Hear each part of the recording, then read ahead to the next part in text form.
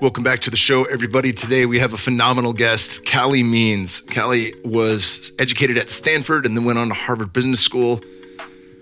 From there, like many of his classmates looking to change the world, ended up working for Coca-Cola and some of the things that would not change the world, but led to more of the same. And he uncovered quite a bit of really gnarly truth with regard to our food system and healthcare and the interlinking between the two. Since then, he has been on the forefront after losing his mother, joining up with his sister, who was head of her class at Stanford Medicine, to form a company called Levels, which is a phenomenal CGM and really one of the most excellent, easy ways to track your glucose monitoring and making sure that you are metabolically efficient and metabolically healthy, which, as Calley mentions, are contributors, if not the sole reason, for 8 of the 10 in the big 10 diseases we have in America. Just a phenomenal guest. He understands the ins and outs of the interplay between our food and our health and can really drop a lot of knowledge and does so. I had a blast with him. First heard him on Russell Brand's podcast, or I think video show, vlog. I don't know what it is. I think it was on video. And excellent there. So I wanted to get him on. Thanks to Claire Bear for setting this one up. I want Calley to reach far and wide. I'm going to introduce him to Paul Check. I didn't get a chance to introduce him to Aubrey, but we were hanging out at the Bobby Kennedy and Aubrey podcast event on Saturday, which was phenomenal, and got a chance to introduce him to Christian Pitty, another homie who works on Aubrey's podcast. So I want this guy's message to be shared far and wide, and I want to get him on the biggest podcast I can. It's that important. I had a blast learning from him and uncovering, a lot of the details. A lot of people, I'll read books and things like that, but I can't string it all together in the way that he can. And he does such an excellent job of that. The importance of it and how really it's a fallacy to think that it takes a long time to regain control over our metabolic function. That's not the truth. If you've gained 100 pounds, it probably took you a long time to gain that 100 pounds. And if you're going to lose it healthily, it might take you a long time to lose the 100 pounds. But it should not take you a long time to get metabolically fit, in which that weight starts coming off naturally. And this is what's been found through other CGM companies like NutriSense and different things of that nature. He's got a book he's writing with his sister, Dr. Casey Means, that'll be out next year. And I will for sure have him back on along with his sister. They're doing some of the most important work on the planet, in my humble opinion, and love getting to meet Calley in person. And without further ado, Calley Means. Welcome to the podcast, brother. Oh, it's great to be here, Kyle. Man, it's so good. I got intro to you from Claire Spencer, who's been one of my longtime homies from Fit for Service, and somebody I've been fortunately able to work alongside with for a while. And this is the first time she said I have a guest for you. And I know, she's a close friend. She knows me inside and out. So I was like, interesting. Can you send me something from him? And I think I saw a video with Russell Brand, and everything you were saying, I was like, this is exactly what I want to have. This is perfect. It's tailor-made for the podcast. So I'm very excited to have you here today. I'm pumped to dig in. Cool, brother. Well, talk about your background. That general flow of the podcast is I want to know what made you you. And, you're a father, you went to Stanford. There's one difference, but I love talking to the smart kids that went to Stanford. I feel like Good Will Hunting sometimes, talking to college dropout, talking to, the really people that had the excellence in academia, but also still, started to see the cracks in the system and not take things, as most of the general population does.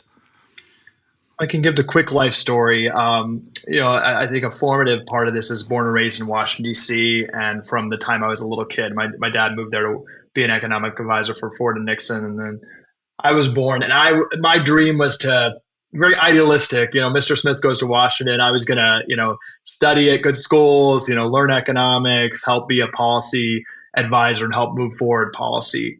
Went to Stanford and then immediately got into the politics and policy, and very idealistic coming out.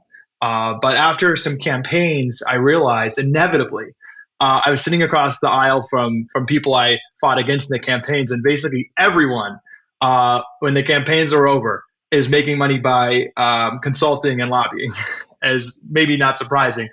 But what's surprising is how pronounced pharmaceutical and food, the two largest spenders in Washington, D.C. So I quickly learned pharma spends 5 times more on lobbying, public affairs work than the oil industry. And absolute stranglehold on anyone working in government initially eventually gets to pharma and also food companies. So we can dig in more to that. But then, was disenfranchised with that. Didn't like what I saw. Went to Harvard Business School, and what I saw there, honestly, and I'm very lucky to go to these institutions, but I do think some of our elite institutions are really conveyor belts of conformity. I mean, many of my friends and everyone writes their applications about changing healthcare, changing the food system.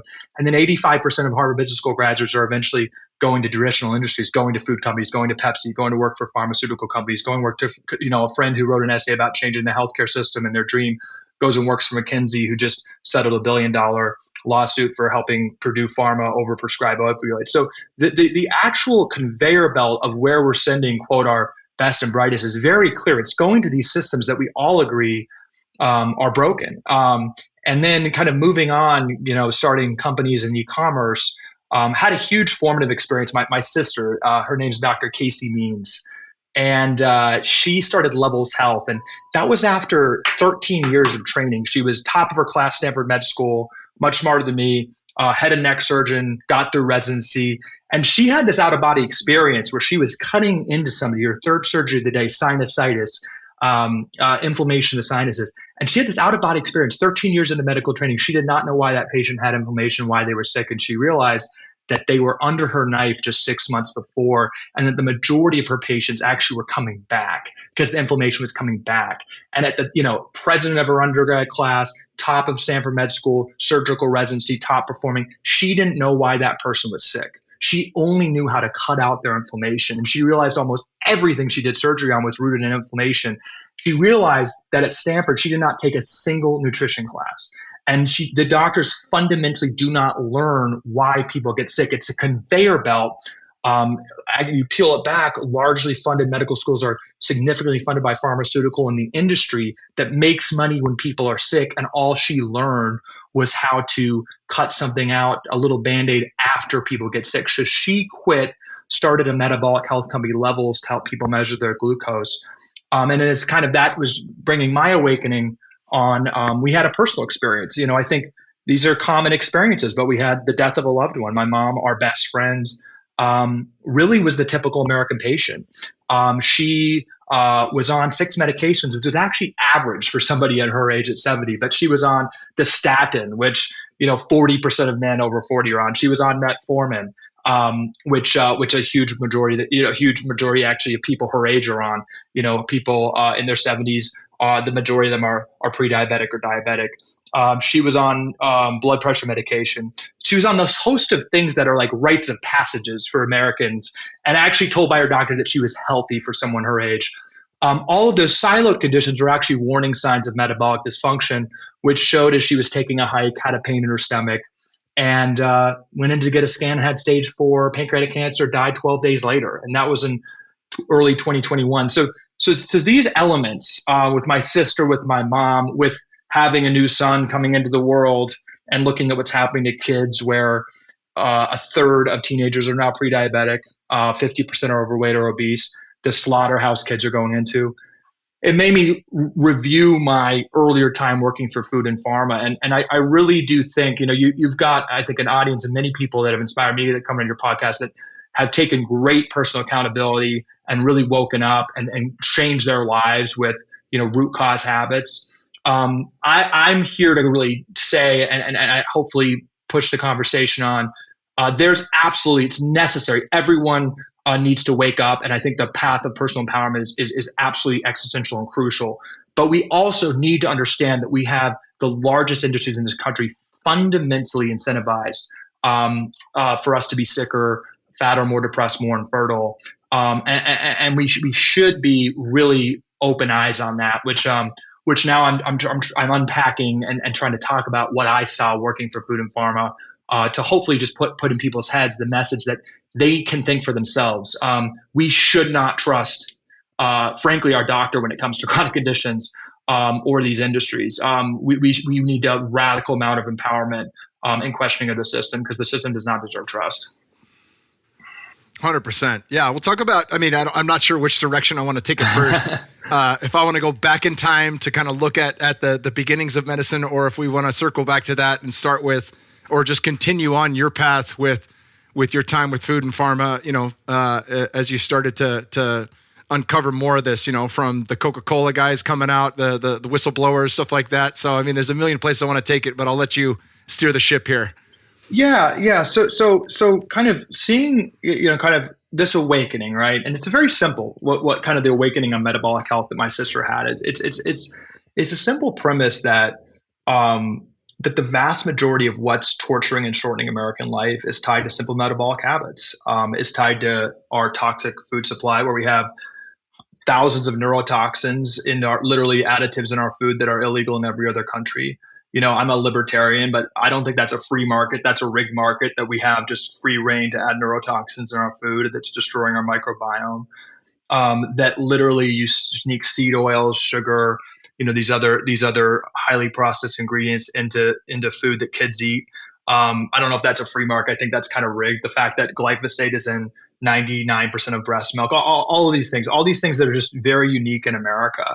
Again, I used to defend when I worked for food that was like, we need to let these folks operate in the free. No, they're rigging the market. That's what I kind of put together. I've talked about the story of working for Coke, and this is just a very instructive example. But sitting behind the doors of these consulting firms, of these PR firms, with relatively unimpressive people working at these companies, they understand how to rig the debate, right? It's not complicated, right? If we're sitting and pulling the strings and they're trying to shut down our opponent, you call them racist, you call them sexist, you call them fat phobic, you call them these words that nobody wants to be called, and it shuts down debate. So this was certainly true 12 years ago working for Coke. They actually wanted to keep funding for food stamps. So you wouldn't believe this, but food stamps, which SNAP, which is 15% of the American people depend on for nutrition. This is a very important program, $140 billion, again, highly dependent on by a material amount of the country for SNAP, supplemental nutrition. 10% of all funding from SNAP goes to sugary drinks. It's the number one item is soda, and 70% of that entire program goes to highly processed food. And Coke, when I was working for them, wanted to keep it that way. There was a bipartisan effort to say a simple thing, which is soda shouldn't be on the supplemental nutrition program. And we paid the NAACP, the Hispanic Federation, these leading civil rights groups to call opponents racist. So you can definitely see that today, and you can always see these parallels. Today, the Washington Post, just days ago, came out with a report that the soda companies and other processed food companies are funneling millions of dollars to nutritionists on TikTok. So it's gone from, the media and paying off the NAACP to folks on TikTok who have received explicit instructions actually to racialize this idea of body inclusivity, to actually attack people for saying that sugar is bad, to attack people actually literally tying it to race, tying it to fat phobia, tying it to sexism. So you literally, kind of back then you had Coke paying the NAACP. We also directly had a strategy to pay off media institutions. Coke, food, and pharma by far are the top spenders on news ads. And I can tell you the behind closed scenes, when you're funneling so much dollars to prop up these news organizations, there's that money is expected of something. You're expected for the news to not be asking questions about why people are getting sick, about whether pharmaceutical drugs that are treating all making money off all these people getting sick. So there was that, and also just looking backwards, what was most shocking to me probably is just a direct transactional relationship with research institutions and medical institutions. The food industry puts 11 times more into nutrition research than the NIH. And calling up doctors at Harvard, Stanford, Tufts, leading institutions was as transactional as ordering a Big Mac at McDonald's. You called them, you donated millions of dollars. It was a wink-wink situation, and you got studies questioning whether sugar caused obesity, which have come out of leading institutions like Harvard and are then used to create public policy. So there's a lot of instructive examples of this happening today, but it was maybe obvious, but definitely shocking how clear this puppeteering of institutions of trust is, and how I think still blind we are to how obviously and manifestly this is happening today. Yeah, it's massive. I think it's even funny. I mean, I was just chatting with Paul Saladino's crew. Yeah. I'm sure you're familiar with him. Sure, I went on their podcast and we were laughing about how, if you say seed oils are bad, now you're a white supremacist or right wing conspiracy. It's like how does anything nutrition related conflate to white supremacy? Like, it's fucking mind blowing, but it's almost become like, oh, if I disagree with standard thinking, then I'm going to be a white supremacist, or I'm going to be a racist, or I'm going to be something, fill in the blank, that nobody wants to be called, nobody wants to be labeled. Yeah. It's like, if you drink raw milk, if you don't like seed oils, anything that's actually healthy for you, you're going to get caught in the bad camp. Yeah. And what I'm trying to advance is that we see this stuff happening. I think a lot of people listening kind of understand that there's some forces that this is BS, how anyone questioning the system is delegitimized. And what I'm saying is it really is, it's coordinated. It's premeditated. Like there's emails now between, Dr. Fauci and the head of the NIH about Joe Rogan, right? From PR firms that represented Pfizer. From consultants that represented Pfizer. These people are highly connected, but you just look at pharmaceutical companies, right? Look at how their financial ties. They are 55% of news funding. So 55% of news funding. They're one of the top funders of social media and tech company ads. And they are the lifeblood of the actual regulatory institutions of the US government. So pharma, people don't know this often, pays 75% of the FDA's budget. So the FDA, it's actually, it's a bureaucracy, it's designed to grow, and it only grows by better relationship with pharma. And then, of course, it's a just total revolving door where everyone who's regulating pharma at the FDA has either worked at pharma previously, or, as we saw with Scott Gottlieb, goes on the board of Pfizer right after. So the ties, so you just have to be logical here, right? If they're paying the bills for the media organizations, if they're paying the bills for the regulatory organizations, if they're literally, paying the bills for Google and Twitter back at the time, and Facebook, all these things, it just defies logic, right? It's all subtle, but there's clearly, you don't even have to say it, right? There's a huge emphasis to delegitimize folks, and the playbook to delegitimize folks is clear, right? You look what they tried to do to Joe Rogan. They took a couple clips out of context and tried to call him a white supremacist. And you actually literally had Dr. Fauci and the head of the NIH in emails in 2020 and 2021 saying he was enemy number one, a podcast host saying that COVID might be related to metabolic health and what we eat, viciously attacked. Not to get too much on a hot topic here, and every charge should be taken seriously, but it is known by these institutions that if you can make an anonymous charge, if you can get that in print, it can destroy someone's reputation, because everyone else on the ally, everyone else in the ecosystem can take that and just slam you. The second you have an anonymous charge in any type of publication, you can take that to the UK Parliament, who's now posting, literally threatening Rumble and other independent companies in the US to demonetize Russell Brand, based on one anonymous thing from a publication that gets their majority of funding from pharma, who that person's attacking. Again, everything should be taken seriously, but we have to understand how this game works. And I think we have to be adults and stop falling. Like, how many times are we going to fall for this? The last thing I'd say is there's this delegitimization of speech, particularly when it comes to health. Right?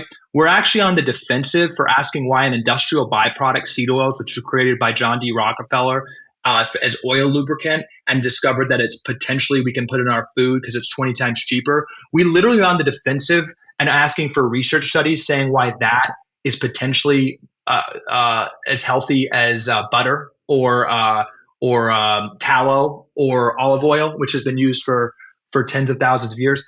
That's how warped this conversation has gotten. People who are literally saying to exercise, to have your kids outside, to have them looking at the sunlight, to not be feeding them highly processed crap, they're now labeled routinely in a coordinated effort as right-wing white supremacists.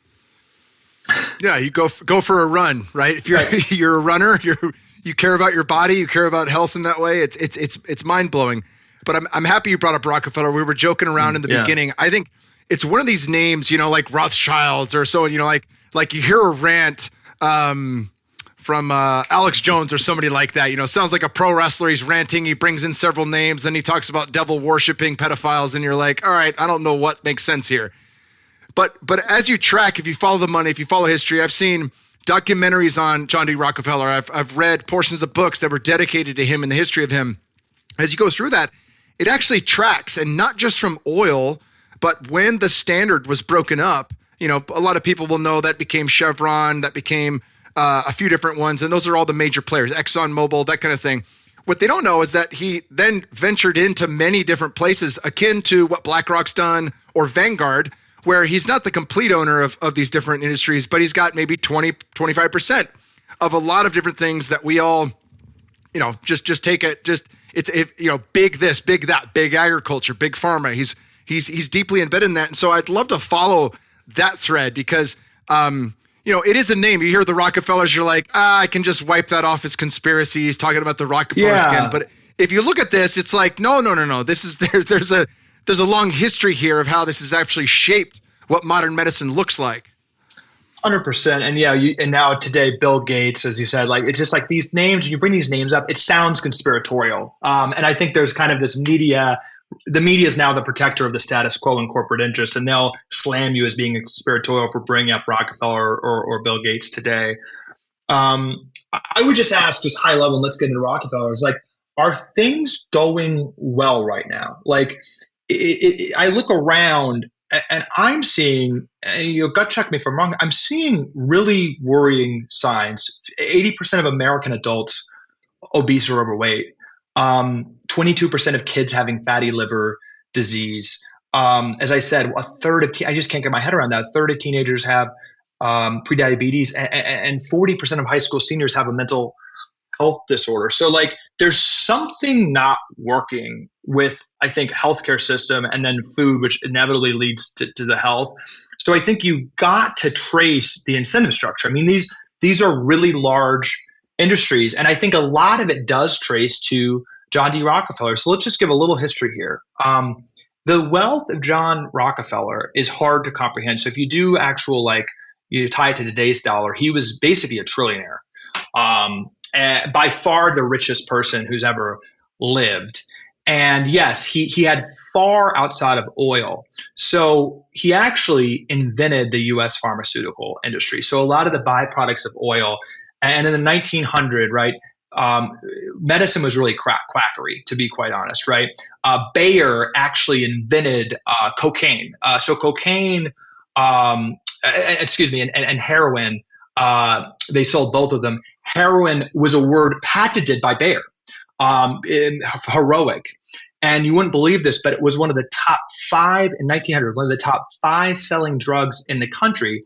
For what condition? For infants acting up.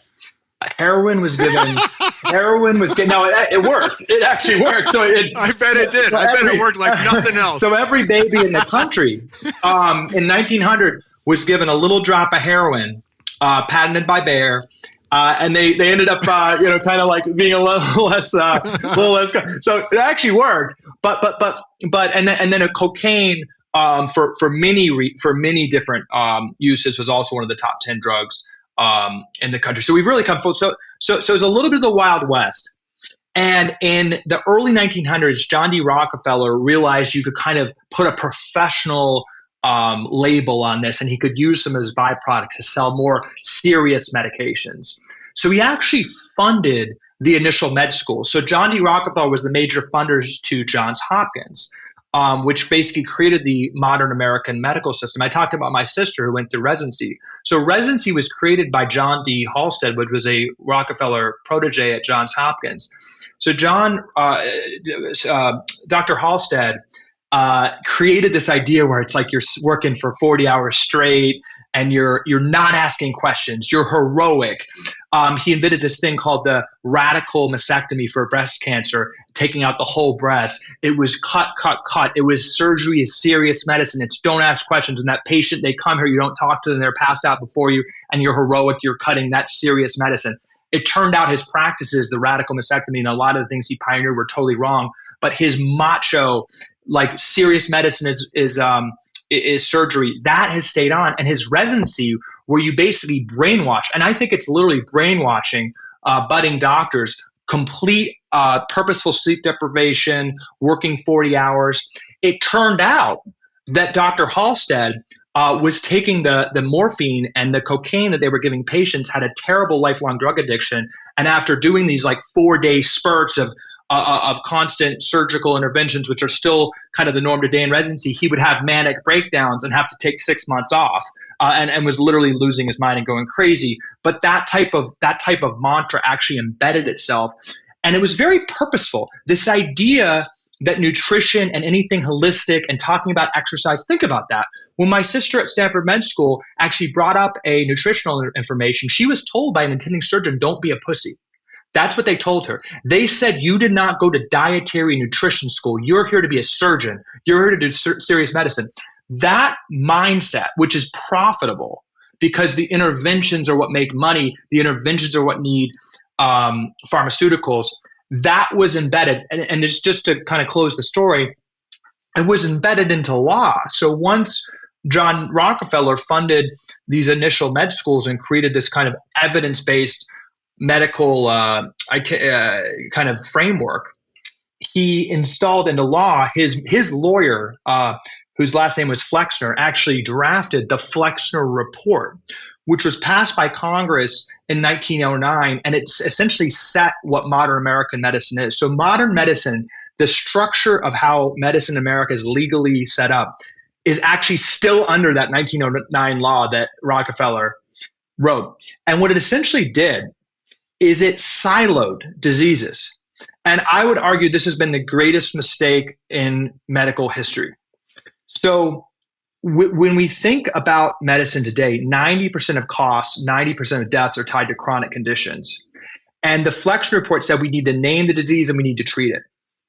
But that's a misnomer with chronic conditions. If you have, like my mom, diabetes, heart disease, high blood pressure, potentially depression, infertility, other issues, that will be 5 different doctors, 5 different pills under the current system, because that's profitable. We're able to name the disease, treat it with a pill, treat it with a potential intervention. It's a lifelong patient. The pills are recurring revenue. All those things I just mentioned are the same thing. If you actually do root cause metabolic interventions, eat better, think about your microbiome, exercise, sleep better, you can reverse every single condition I just stated. PCOS, which is skyrocketing, is the number one cause of infertility for women, is insulin resistance. It's not related to diabetes. It is diabetes, literally infertility. Now, Alzheimer's is called type 3 diabetes, that they're about to run a Pulitzer Prize, or the doctor's about to win potentially a Nobel Prize for that. It's a huge breakthrough of actually discovering what the root cause of Alzheimer's is. These are all related. 8 of the 10 leading causes of death in America are foodborne illnesses. But the structure, the legal structure, there's no funding for that. Doctors aren't reimbursed for that. It doesn't make the medical system money. What this has led to is a siloing of chronic conditions to where I believe it's over 10 prescriptions are written per American per year. So it's not just, these things will all happen by, they're not just random. And what it's led, and I'll just close with this, and I think Rockefeller couldn't have planned it better. The healthcare system, which he really pioneered, is now the largest industry in the country, most employed industry in the country, as we know, 20% of the economy, and the fastest growing. So you can't even wrap your head around this. The largest and fastest growing. Usually, and I do startups in tech, and all of our businesses, your businesses, innovation is lowering the price and creating better customer service, customer products. That's innovation. All these products and technology and consumer products, the price comes down, quality goes up. That's innovation. In medicine, the more we spend, the worse outcomes get. So it's this perfectly designed system. That a lot goes to some smart people really, truly rigging the system to delegitimize holistic views of medicine and put this siloed view. And that's my life journey, Kyle, really, is that we need to change from a siloed view of medicine where my sister graduates Stanford and chooses one of 42 specialties, one of 42 parts of the body to devote her entire life to where a patient comes unconscious with inflammation and she's not asking how that inflammation is related to that patient's migraines, that patient's diabetes, that patient's depression. She just cuts out the inflammation, sends them to the next doctor. That is what's broken in medicine. I'm engaging with a lot of public policymakers, and they're saying, we need to change page 200 of the Medicare Part D Supplemental Insurance Act. No, it's not about that. The problem is the actual system. Until we actually understand the incentives of the system, which is to silo disease and make as much money as possible as people stay sick for longer, until we attack that, we're going to continue to go bankrupt as a country and destroy our human capital. That was fucking awesome. Was that a good rant? Okay. That was the best, dude. I love it. Especially online, it's a little bit harder to be back and forth because the timing of okay. You can interrupt me. You can interrupt me anytime. Yeah, I had, I've been, and this isn't the same for everybody, but following Weston A. Price, guys like Paul Chek, Dr. I think William Walcott, who wrote the Metabolic Typing Diet. He studied genetics and different ancestry, and basically, you can do a series of questionnaires that don't have to dive into 23andMe and shit like that and just figure out what is the right food for me. Most people, if you're not from the equator, do better with some meat, some fat in their diet. And if you the less problematic processed and all that, that's a whole thing that we can just scrap for now, that whole argument. Ketogenic diets, fasting, different things like that work really well for someone like me who's more of a polar type. And that's just because of what my DNA decided to take from my ancestors. In America, most people that are here, especially if you have white skin, would do really good to go without periodically, whether that's a ketogenic reset or fasting mimicking. There's low-hanging fruit. There's different things there. I had the guys on, I've been fascinated by CGMs. I had NutriSense on the podcast a couple of times, once before COVID hit and then after. And they said they had a ton of data. And I got a good buddy, John Beer, who's a part of Levels. Love you guys. Love the work that you guys are doing there.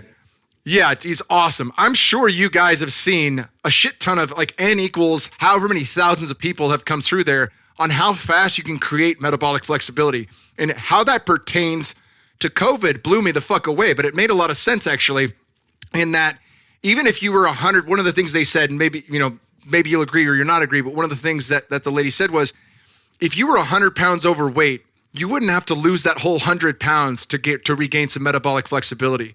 All you'd have to do is reset your metabolism, which could be done in 3 to 6 weeks, right? Without losing the whole 100 pounds, you could begin to get the pancreas to reset. You could reset insulin sensitivity. You could do a lot of these things that then eliminate many of the comorbidities that we were seeing terrorize people from something that really wasn't that bad, but hit hard a nation that's sick.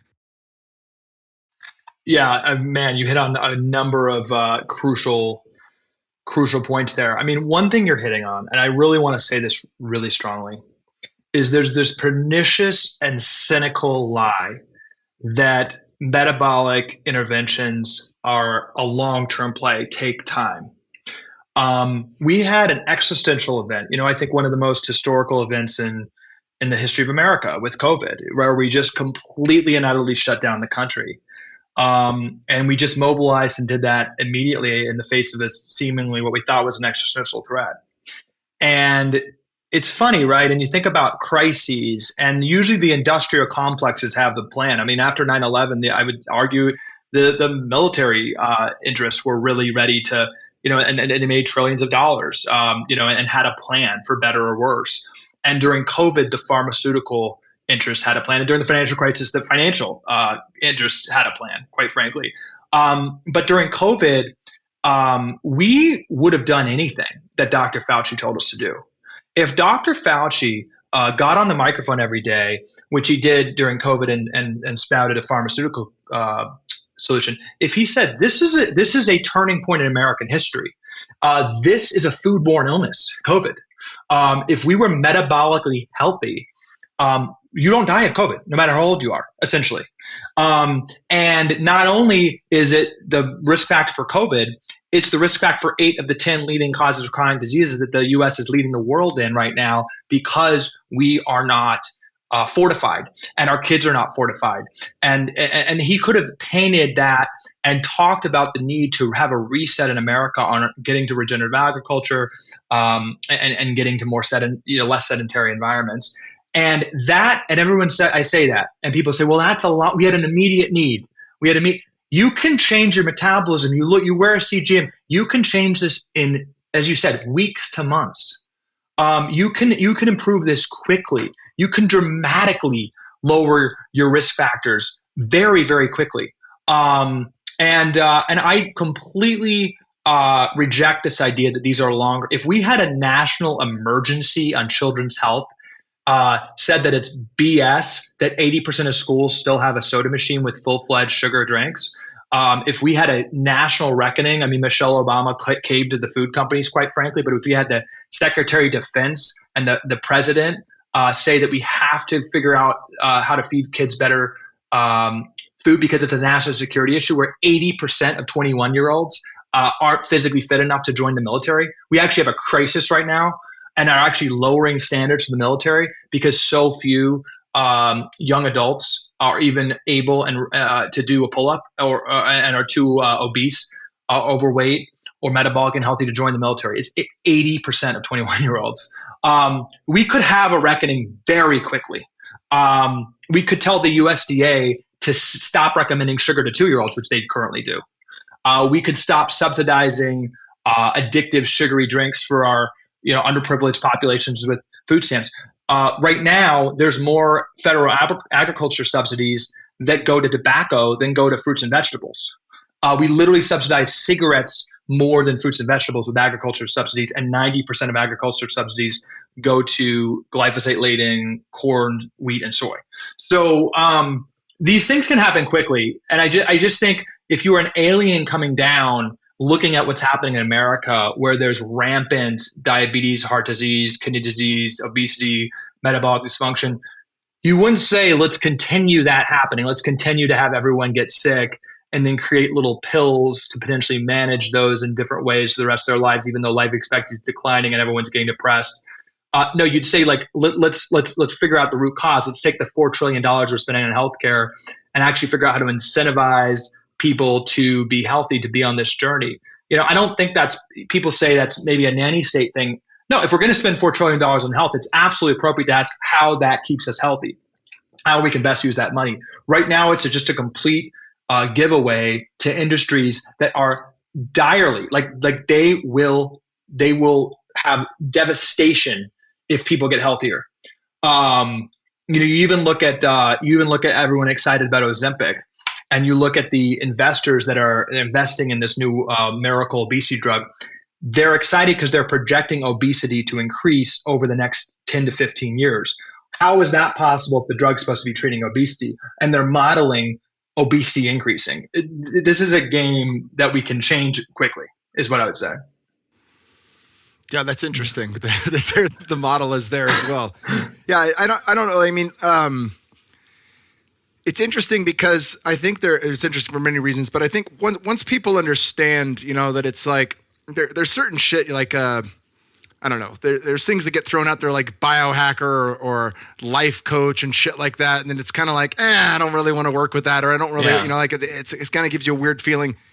But these principles are just the basics of common sense health. Like Paul Chek has the last 4 doctors you'll ever need. Dr. Quiet, what does your sleep and your meditation practice look like? Dr. Movement, how often are you moving? Are you sedentary? Are you walking enough? Do you do some form of weightlifting, yoga? Do you just anything? What's your movement practice? Dr. Diet, all the supplements, all the water. What is your water quality? What are the foods you put in your body? And Dr. Happiness, what drives you? What wakes you up? What are you working towards in life? What does the big picture look like? And how do you achieve a little bit of that? Those things are so fucking overlooked and they're so basic, but at the same time, like basics win out on everything. And it's mind blowing to me that a doctor will say, you hear it all the time. I have my father's side of the family was medical doctors, family medicine. My cousin's an anesthesiologist, graduated from Stanford. She's great. I mean, I haven't really taken a deep dive with her on this, so I don't want to shit on her. Right. But she's great. Cousin Emily's amazing. A lot of nurses in my family, and a lot of people are sick. Like I found out through 23andMe and found my fitness. Dr. Rhonda Patrick runs the stuff, and I'll actually tell you what it means. And high likelihood for type 2 diabetes, high likelihood for obesity. Same with Aubrey Marcus, you're going to meet Saturday. Yeah. And same with my wife, right? And all three of us are very lean, right? Like there's no genetic determinism in that. Like this isn't my death sentence because I have this in my genes, right? And that's a big misnomer too. But one of the things that's hard is that the person you're talking to about health and wellness inherently doesn't understand for themselves those 4 doctors. They don't go to bed on time. They don't put the right food in their body. And you're asking a sick person how to get healthy. That's my if it's a blunt point. I mean, there's many people that I see in the health and wellness game and you're just like, really? You're the one that's informing us? Yeah. Even on the presidential level, you see whoever's the health minister and you're like, really? That's our head of health? Oh, it's amazing. I think it's fair. I mean, I think, you have a doctor or a trainer or a health official, they should be healthy. And I think, I think that's a fair expectation. What you bring up, on this point about how simple it seems, and it's almost like uncomfortable. It doesn't seem legitimate how simple the answers seem. It brings back a story working for the American Beverage Association for Coke. And sitting around the table, the goal is to make things complex from these companies. If you can make things complex, you have power. So one stat that I go to and what we helped do back when I was working for Coke is, as I said, we would carpet bomb research institutions for nutrition studies. And if you go to PubMed, which is the peer-reviewed database, there's been 50,000 nutrition studies in the past 2 years. Okay, 50,000. And I can tell you the strategy. So sometimes it's very quid pro quo. It's, there's been hundreds of studies that say sugar might not cause obesity. The aspartames come up, this highly toxic, very processed ingredient that's obviously probably not good for us, that we have very low research on. 92% of the studies, I think it's 100% of the studies funded by institutions, by industry, say it's fine. And then 92% of independent studies say that it's very problematic. But there's that. But also, when we were funding this research, we didn't care what the research said. We literally just wanted more and more studies, because you see on the news, right? It's like seed oils are good, seed oils are bad. Gas stoves are the problem. Fat's the problem. So the fact that there's always this like confusion is the point. And it's a very coordinated effort, I think, to gaslight us, to just realize if we literally, and Dr. Paul might not like this, but I actually think Dr. Paul is 90% connected to maybe somebody saying to eat, a little less meat and plants, a good influencer on that side. Like Paul, if you listen to 90% of what he says, it's really just about getting back to basics. It's about a search for truth on basics. It's about eating things that we're biologically made to eat. This should not be controversial, and it truly is the answer. Like anyone, right? It's not to judge anyone, and people need to go on their same journey. But somebody that actually fixes their diet and exercises 150 minutes a week is that's a massively more efficacious reduction of depression than taking SSRIs and seeing a psychiatrist, seeing a therapist regularly. Literally, not even seeing a therapist, just eating better and running. So there are these answers, and I think a lot of your folks are evangelical about this personal empowerment, and I've had a personal journey, with my sister, and after watching what happened to my mom, some experiences with that, I would say transcendent experiences, just being on a path of thinking more deeply about what I'm eating, what my son's eating, movement, sunlight, sleep, these habits. It's why I started coming to space. I'm writing a book with my sister. It's been changed my life, and I'm certainly not perfect and on a journey, but I think as a societal objective, everyone should be more in touch with the basics. I think we're spiritually missing something right now, where we're just totally out of touch with our bodies, right? Where you just look at the sickness and look at the disattachment, disaggregation from our bodies. I think it's like 70% of Americans don't work out at all in a month. It's just like we're funneling processed shit into our bodies. I don't think people want to do that. I don't think we've become systematically lazier in the past generation. I don't think we've become, have more of a death wish. I think my mom wanted to, meet her grandchild, which she wasn't able to do. I think, men who are dying much earlier now, life expectancy going down, want to walk their daughters down the aisle. I actually don't think people are like massively suicidal right now, which is essentially what's happening. I think we really do, need a bottoms up revolution, but have this like, I think it's an addiction crisis at the end of the day, actually. When you really go through the psychology, why are all these people like essentially like trying to kill themselves? It's like, I think it's similar to opioids. It's similar to the opioid crisis. It's like you sit in an airport, and I've been this way too, just fiending for sugar. It's like, why are all these people just funneling absolute toxic garbage? I think it's because the food is truly, if you do a brain scan on folks eating these ingredients, it's the same areas light up as any other drug. And we need to have a reckoning with that. Yeah, it's a bit. I think there's a benefit even for somebody who's more of an equatorial type, or somebody that does, because there are plenty of people in the population. I'd argue that there's less in America, but there are plenty of people internationally that do better, like Okinawans. They're a part of the blue zone. They're eating, they have white rice as their primary macronutrient, but still they're filling that in with oysters and shellfish that have some of the highest levels of micronutrients, like even more than beef liverwurst, right? Just fucking loaded.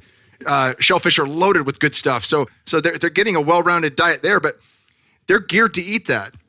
And I still believe that we periodically went without, so even if it is intermittent fasting, and I don't mean, doing 16-8 for 6 months straight, but keeping it intermittent. So it's every once in a while you do go without for a little bit just to retune that, especially if you're not lifting weights or running or doing 100%. Something else that's going to help with that.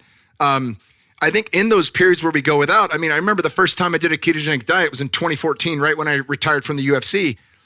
That was the first time where I felt, coming back to food, that I wasn't a slave to eating, where I was just like, oh, I'm cool if I do, I'm cool if I don't. Like, I wasn't like, I have to eat right now. Even on the day I broke my fast, I was like, oh, I guess I get to have dinner tonight. That's cool. It was a very weird thing. Is weird, I don't believe, like I was 32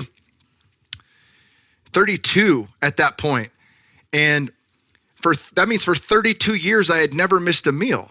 For 32 years, and also for 32 years, every meal had carbohydrates in it. Every meal had something likely processed in it for 32 fucking years, right? 3 squares a day plus snacks, right? So to actually get that break, that really allows for selectivity. But when you talk about the addiction portion of this, and it's 100% true, right? Some of the highest paid people in the food industry are the food scientists that create our food. Rob Wolf dives right into this in Wired to Eat. He uses the that it's not your fault. He's thinking of the Good Will Hunting scene. It's not your fault. It's not your fault. Well, Robin Williams just keeps repeating that. Yeah. But it's a break. It's a break that allows us to actually step one layer back, and then we truly have some free will over what we want to put in our bodies. But up until that point, we're largely driven by not so good bacteria and fungus, candida, you name it, right? That's all a part of the game too. And this highly engineered, highly processed thing that's designed to light up every fucking chemical spot in our brain with more, this is good. Couple crucial points there. So one is, I think you make a great point, right? It's like Okinawa, they have a different diet than here. I personally am on the low carb. I think grains and especially highly processed grains and sugar is bad. But like, again, I think, as I said, there's room. I think if you listen to the carnivores like Paul Saladino, or even people on different sides, it's like the good people are essentially saying hunt for the nutrients. It's kind of this battle over actually disaggregating food into what our body actually needs. And one concept I think about is that we have just a really bad cognitive bias of splitting food into what the actual components of it are. So if you had a glass of water and then right next to it a glass of water with like arsenic in it, you'd be able to like disaggregate that one thing has poison, you shouldn't eat that. But we as a society, and I think this is very intentional, and I think, again, it's reinforced by food companies paying TikTok influencers to say you shouldn't be stigmatizing food, and nutrition research, which says processed food, is potentially as good as literally the NIH right now says that Cheerios are better than quinoa as a grain. I mean, the Food Compass survey says that, literally, the NIH, which is also funded, that study's funded by food companies too. So I think my lesson from a lot of these folks talking about this is not necessarily, to subscribe to a certain rigid dietary philosophy, but to see what's in the food. If your cow ate crappy GMO grains, which they're not biologically made to eat, they have a completely reverse ratio of omega-6s to omega-3s. The omega-3s are anti-inflammatory, the omega-6s are inflammatory, versus a cow that ate grass. It's literally the reverse. So because of what that cow ate, you're literally putting much more inflammatory items into your body, which makes sense, quite frankly, right? Thinking about the grains you're eating, how those grains were made, whether they were sprayed with a neurotoxin that's being banned in Europe, glyphosate, like really researching. So I think, the blue zone things, which, some people have quibbles with, but I think there are some lessons to learn there. It's not necessarily a rigid dietary philosophy. It's just hunting for the micronutrients and frankly not eating poison.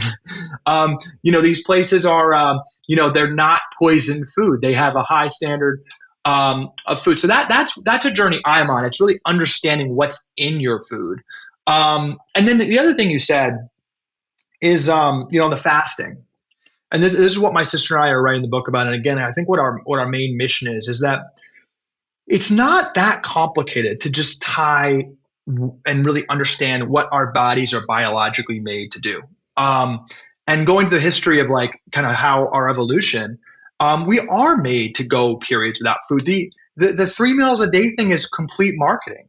The breakfast, the most important meal of the day, is total bullshit. We're actually made and designed with 2 ways to burn energy, right? We can burn energy, obviously, from the glucose, from the carbs and the food we're eating. And then we have fat storage. The evolutionary purpose of fat is because for almost all of human history, there was feast and famine cycles. And, if you saw a bunch of fruit, you were well advised to eat as much of that as possible and actually put on some fat that can be burned from energy later. Somebody that was morbidly obese a couple decades ago actually did not eat one morsel of food for over 300 days and was perfectly healthy, actually dramatically more healthy afterwards. Most humans can actually very healthily go weeks without eating because you have fat storage to burn off. That's the evolutionary purpose. And having that metabolic flexibility, shifting into that burning ketones instead of glucose, that the fact that we're not doing that, the fact that you said that until you were 32, most Americans go their entire lives without going into burning ketones, and which is why they're storing excess fat. I don't think most doctors understand that. I don't think, it's the bros on the podcast talking about this that are delegitimized, but these are very important concepts. And it's actually not that hard, right, for medical leaders to talk about this, right? To talk about the basics, to incentivize the basics, to have somebody that's on Medicaid, lower income. We're spending more on diabetes treatment on Medicaid than the defense budget. We're bankrupting the country because somebody that's young, lower income, and sick, we're gonna be paying for them for the rest of their lives. What if we taught them about these issues? What if we incentivized exercise for them? What if we actually gave them a card that they could buy good food on? That would change their life and save a lot of money. And we could do that. We could follow the science on these things and really try to return and have public policy that returns us to what we're biologically made to do, which is sleep, which is eat healthy, which is to fast, which is to have chronic stress management. For some reason, you'll have to explain to me. We basically put kids into a total buzzsaw on chronic stress, have just the schools, have them sit at the desk, have them listen to a teacher instead of collaborate, have their phones in their pocket, their chronic stress machines. It's a disaster. We're not teaching them meditation. We're not teaching them how to regulate their emotion. We're not having them move often. We're sitting them inside, to regulate their emotions. We're almost like designing society to ignore our biological needs instead of cater to them. And until we realize that from a public policy perspective, and frankly, until we realize that there are interests at play on the food and pharma, again, food that's making us sick and pharma which is profiting from people being sick, that's a problem. 100%. Yeah. Well, we're getting close to the end here. I want to talk a little bit about you. Obviously, you have your book coming out. I'd love for you to talk about that. I'd love for you also to talk about some of the different companies that you support. I noticed a couple of them are psychedelics based. I got my psilocybin shirt on here. Good. So I'm wondering what your experience is with that. We talked about, spirituality and transcendence, and obviously that can just be the case from losing a loved one. Yeah. but also these other tools can be that as well for waking us up and allowing. I mean, it is certainly in my case, and I always was an athlete. But what my initial ceremonies did for me with plant medicine, specifically ayahuasca and psilocybin, is they showed me where I was fucking up in my life, and just very curtly and very to the point gave me then the choice: do I want to continue in this way, hurting myself, or do I actually want to love myself? And that it can sound airy fairy, like how do you love yourself? Well, I love myself by making good decisions for my body. Mm-hmm. I love myself by making the right decision, by having discipline around what I put into my body and when I go to bed. That's one of the ways that I love myself. Very practical. Yeah, I mean, my story on that, and just tying to mental health, which I think is a phrase. I think the psychiatry profession is a scandal in this country. I think everyone deals with meaning and quote unquote mental health and is searching for meaning in their lives. I was a conservative, very very straight-laced family guy growing up. I never would be expected to talk about psychedelics or be an evangelist for psychedelics. It was very surprising. After my mom died, my previous company was struggling a bit during COVID, which actually I was started with my wife. So there was a lot of dynamics there, which were hard. My wife just had a miscarriage. There was a lot of life events. And a scientist actually recommended, do the Johns Hopkins protocol, basically high dose and introspective. And I'm like, what are you talking about? That's for hippies. The psychedelic experience was the most impactful moment of my life, I would say, because it brought together my meaning, kind of showed the truth, kind of tied together my mom's death, what I'm doing with my life, my marriage, my relationship with my sister. As you said, that's exactly what it was for me. I think it does. And there's a lot of science on this. You have these wedges in your brain, these patterns, and it removes you a little bit higher level. And you do see, I think, pretty much the truth. Now that in and of itself isn't a panacea, but it does show you, I think, what you need to do and the habits you need to have every day if you want to be the person you want to be and have a good impact on the life. There's a lot of science on this. Johns Hopkins, it's probably the best science and neuroscience results ever. It's showing consistently to be one of the best intervention for depression ever studied. I really hope it's legal. My hope societally, and tying to the other things we've talked about, is like, it's not forcing anyone to do this, but I think the fact that these tools have been stigmatized is absolutely, it actually traces to the war on drugs, to where the folks that wrote the war on drugs were actually lobbyists and lawyers for pharmaceutical companies who made SSRIs, Valium, and benzos and things like that, and actually purposely wanted to stigmatize psychedelics, which get to root cause. When Nixon was actually saying we need to ban these things because the hippies are thinking for themselves too much and questioning the Vietnam War. They were actually right. So there was a big effort to really stigmatize these drugs, and for anyone that's taken them, right, it's like this is a root cause. It's like, to me, it's like food. It's a root cause thing that helps you really understand, not just paper over or numb your trauma, but actually understand and reframe. It's one tool, but I think it's a very important tool. It had a big, so yeah, I've been talking about that, investing in companies on that front. Really do think it's part of this root cause. But through that journey, through selling my previous company, being inspired by my sister, by my mom, I really asked, how do we really push this forward? How do we stop complaining about the fact that, what we talked about today, which I think is very important for people to understand how the system is rigged. How do we actually start changing it? And I think, Kyle, where the rubber hits the road, we've got to communicate it on podcasts. We've got to wake people up. People are buying books. People are listening to you, listening to Joe Rogan, everyone's talking about this. And then we need to slant that into incentives. We need to actually slant healthcare dollars to starting to pay, instead of for SSRIs for psychedelics, instead of for statins and metformin for food and exercise. And there's actually a way to do that. So my main thrust right now is called TrueMed, our company. We actually write prescriptions for food, for exercise, for supplements. I think we're working already with a number of companies, you're close with, a lot of leading folks, got investors from like Thrive Market, 8 Sleep, on down, number of leading supplement companies working with us, investing in us. And we write doctor's notes for those products. And if a doctor recommends better sleep better, supplementation, food, exercise. We just launched a national program with CrossFit. So every person at every CrossFit in America can actually get a doctor's note, if appropriate, and expense their gym membership with HSA, FSA dollars, which are tax-free medical dollars that usually go to pharma. If you have a doctor's note, it unlocks that HSA, FSA spending. So that's what our company is doing. We're one person in the fight. To try to enable all these great supplement brands and all these great exercise companies and all these great people trying to do the right thing. But it's hard to do. I mean, I know probably your experience, right? It's hard to do the right ingredients and put the right ingredient and do the healthy, because the crappy stuff is subsidized. The crappy stuff is addictive. So if we can bend the cost curve, if we can shift medical dollars, write doctor's notes, and actually save people 30-40% tax-free spending on these items, that's just one example. And I think that's where the rubber hits the road. And I'm also been fortunate to be engaging, with a number of politicians and trying to educate them, right? The way to change society, I do believe in the American people. I don't think we're all trying to kill ourselves. I think it's just like we all talk about it, right? A Coke is less expensive than water because it's so subsidized. You go buy some crap at McDonald's, but buying, some vegetables is really, or pasture raised meat is very expensive. We just need to change the cost of those things.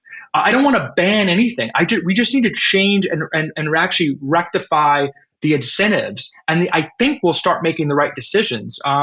So that's what I'm doing. TrueMed to try to change the incentives more from the top down of the incentives.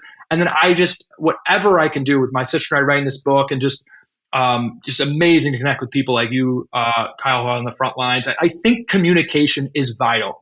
I think there is this battle against independent media right now. It's kind of trivialized as well by the media, this kind of complaints about cancel culture. The greatest innovation in the U.S., the world was at war at all times until we figured out how to talk. And I think talking about these big things, and the fact that there's such policing of what we can talk about, that we can't ask a question, that a parent is an anti-science putting their child at risk for asking why the mandatory shots for their child has gone from 20 to 70 in 20 years. By companies. Sorry, I'm not trying to get you banned from YouTube here, but no, that's all good. I don't give a shit.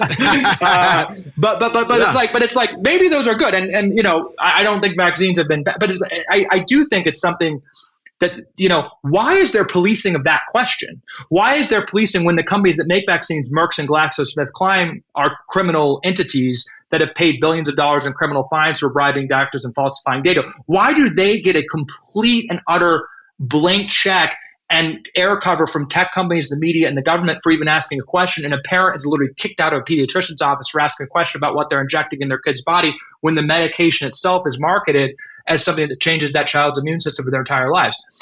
We should ask questions. We are being treated like children by the media and the government and tech companies. And this independent media wave and communication, what you're doing and what so many soldiers in this fight are doing, I think is vital, because I think a lot of minds are changing. So we've got to do that. Your audience, and I'm on this journey, keep reading the books, getting the biowearables, taking the supplements, being on this journey, figuring out whether you agree with Dr. Paul or, eating more vegetables. It's a beautiful journey. We should all be encouraging that. But from the top down, we've got to change incentives. So that's what we're doing at TrueMed. And TrueMed.com, ranting about this a lot at my Twitter, Calley Means, but trying to do whatever I can to just be a soldier in this fight. Oh, you're an excellent soldier, and I'm blessed to have you on. I'm super excited to meet you tomorrow night. I'm pumped, man. At the Bobby Kennedy event. Yeah, that'll be awesome. And I'm looking forward to the future here. When does your book come out? Yeah, it's coming out next year, April timeline. It's been in my sister's voice, Dr. Casey Means, we're the co-authors, and would love to talk about it then. We're really excited about it. I will happily have you both back on. Great, when man. You guys getting ready to launch. We'd love to do it. Thank you so much.